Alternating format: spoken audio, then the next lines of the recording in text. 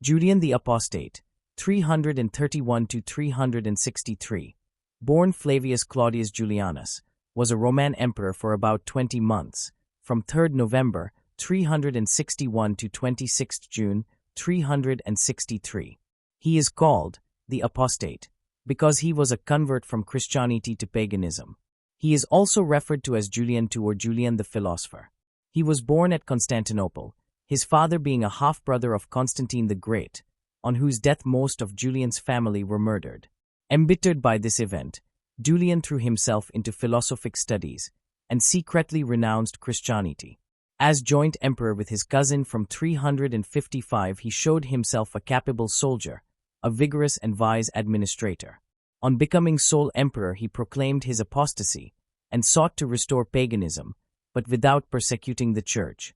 Though painted in blackest colors by the Christian fathers, he was a lover of truth, chaste, abstinent, just, and affectionate, if somewhat vain and superstitious. He was killed in an expedition against Persia. Several writings of his are extant, but a work he wrote against the Christians is lost. Wisdom and quotes. Thou hast conquered, Galilean, attributed deathbed words.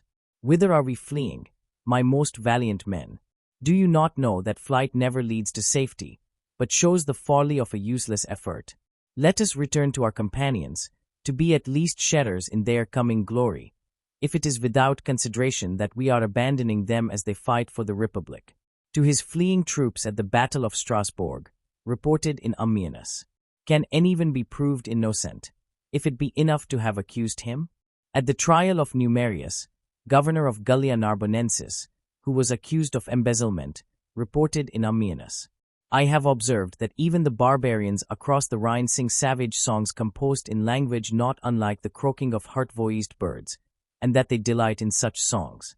For I think it is always the case that inferior musicians, though they annoy their audiences, give very great pleasure to themselves. On the songs of the early Germans, in his Mispogon, I think he who knows himself will know accurately, not the opinion of others about him, but what he is in reality. He ought to discover within himself what is right for him to do and not learn it from without. Oration to the cynic Heraclius.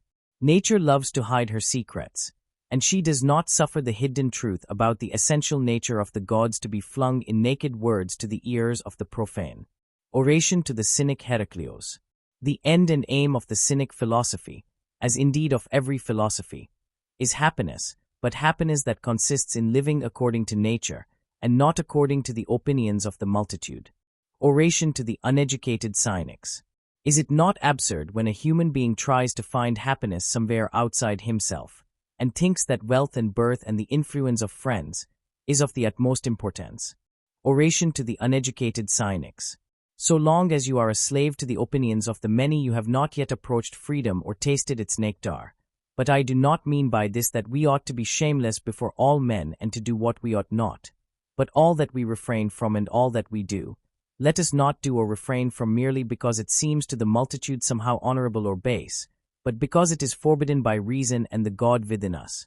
Oration to the uneducated cynics. One indeed is the creator of all things, but many are the creative powers revolving in the heavens. Upon the sovereign sun,